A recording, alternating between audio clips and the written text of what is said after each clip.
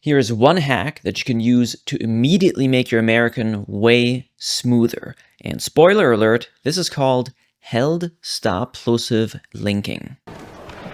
Okay. And you need this because you're a high-level online business owner and you're making content and ads targeting the American market, but your strong foreign accent is making it difficult for American viewers not just to understand you, but also to emotionally connect with you. Because of this, they're more likely to click away and less likely to stick around through the whole video, which of course is costing you money. Interesting. If you're wondering why the hell you should listen to me about your accent, I'm a foreigner just like yourself. I used to have a very strong foreign accent until I changed it successfully using Hollywood accent techniques. And I have to say, it completely changed my life. And now I help high-level online business owners just like yourself to do the same. Now, what is this held stop-plosive linking exactly? Well, linking is about how we connect from one word to the next.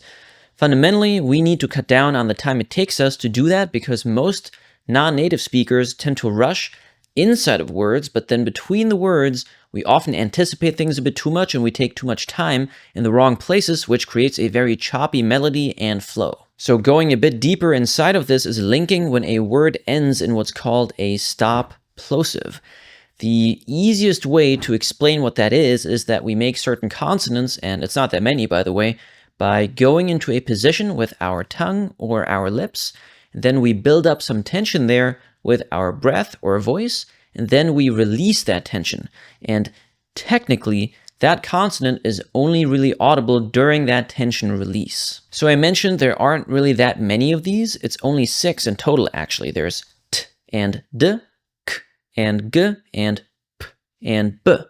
And that's it. Now, the easiest way to show you what not to do is actually by just demonstrating it. So let's take this example sentence here. We'll have Patrick doesn't stop Jack. What I did here is I actually released every single ending is what I did here, right? So if we listen to that again, Patrick doesn't stop Jack.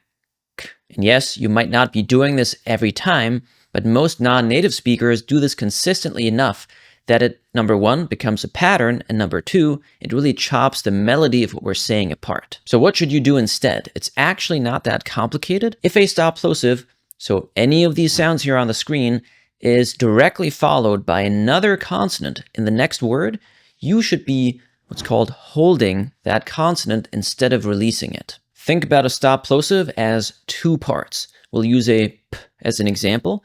There's the first part where my lips come together and I build up tension. Like this, right? So yes, here you need to actually have air wanting to come out, but you're holding it back.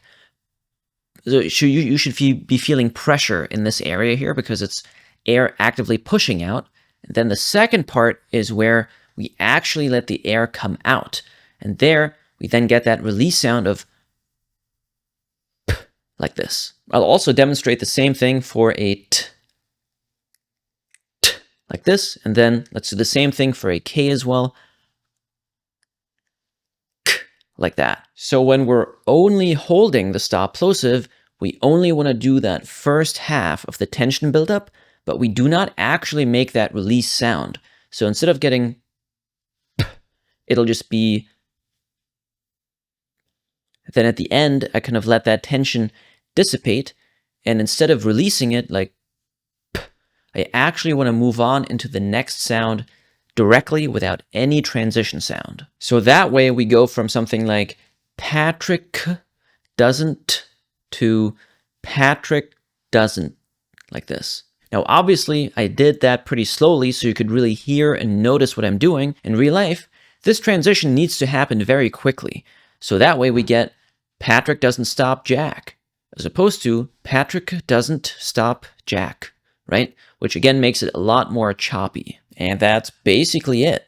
If you manage to do this every single time a stop-plosive is directly followed by another consonant in the next word, your speech will become a lot more efficient and it'll sound closer to the way native speakers speak. The main way to get good at this is to read out loud a lot and to actively look for opportunities to practice this. And of course, you should be recording yourself as well and then listening back to that to make sure that you're actually doing it correctly. I can't stress that enough because most people will try changing a sound, then they think they did it correctly, but very often they actually didn't. So this is where paying extremely close attention to what your tongue, your mouth is doing, and listening to yourself is very, very important. Now, this, of course, only scratches the very surface of sounding more American for your content, ads, and even sales calls as well. So if you want to cut down on the time it takes to actually make a meaningful change to your accent, I highly recommend working with someone that can give you expert guidance, a trained ear, and very tight feedback loops as well, which I would say is one of the most important things. And of course, someone that has actually changed their own accent successfully. Now, if you want to do that with me, you can click on the link below to apply to work with me directly, or you can also join my free community with the second link as well. All right, that's it for today's video, and I'll see you in the next one. Oh, okay.